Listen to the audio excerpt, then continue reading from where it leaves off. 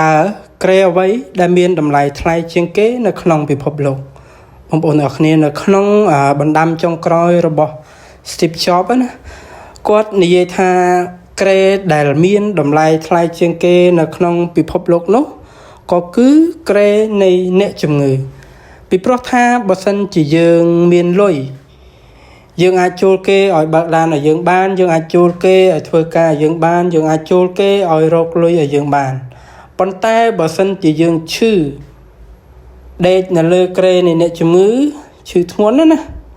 យើងអត់អាចជួលអ្នកណាម្នាក់ឲ្យមកឈឺជំនួសយើងបានទេហ្នឹងហើយយើងអត់អាចជួលអ្នកណាម្នាក់មកឈឺជំនួសយើងបានទេអញ្ចឹងហើយក្រែនៃអ្នកជំងឺហ្នឹងគឺសំដៅទៅលើសុខភាពហ្នឹងឯងនៅពេលដែលវាបាត់បង់ហើយគឺវាមិនអាចប្រើលុយដើម្បីទិញវិញបានអាហ្នឹងគឺសំដៅដល់រោគធ្ងន់ណាហើយគាត់បានបញ្ជាក់ទៀតថានៅពេលដែលអ្នកចូលទៅដល់បន្ទប់ ICU បន្ទប់សង្គ្រោះបន្ទាន់អ្នកនឹងដឹងថានៅមានសភៅមួយទៀតដែលអ្នកមិនទាន់បានអាននោះក៏គឺសភៅដែលធ្វើឲ្យយើងនឹងឯងមានសុខភាពល្អគឺសភៅថែរក្សាសុខភាពអីចឹងទៅហើយមួយវិញទៀតនៅពេលដែលយើងថាឈឺធ្ងន់ណាយើងលែងមានន័យថាលុយកាក់អីយើងវាលែងជាទីពឹងវាលែងធ្វើឲ្យយើងនឹងឯងសប្បាយចិត្តបានហើយព្រោះវាទិញលែងបានណាមានន័យថា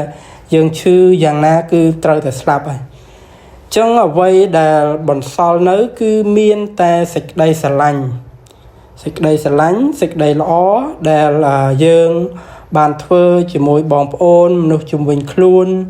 រឿងល្អដែលយើងបានធ្វើមានតែប៉ុណ្្នឹងទេដែលវាធ្វើឲ្យយើងនឹងឯងមានមោទនភាពឬក៏សប្បាយចិត្តនៅពេលដែលលុយកាក់ឬក៏ទ្រព្យសម្បត្តិហ្នឹងវាទីពឹងលែងបានគឺយើងពឹងពាក់លែងបានមានន័យថាយើងសង្គ្រោះ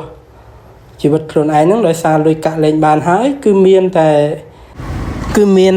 សេចក្តីល្អដែលយើងធ្លាប់ធ្វើនឹងឯងទៅធ្វើឲ្យយើងនឹងឯងសប្បាយចិត្តនៅពេលដែលយើងស្លាប់ទៅ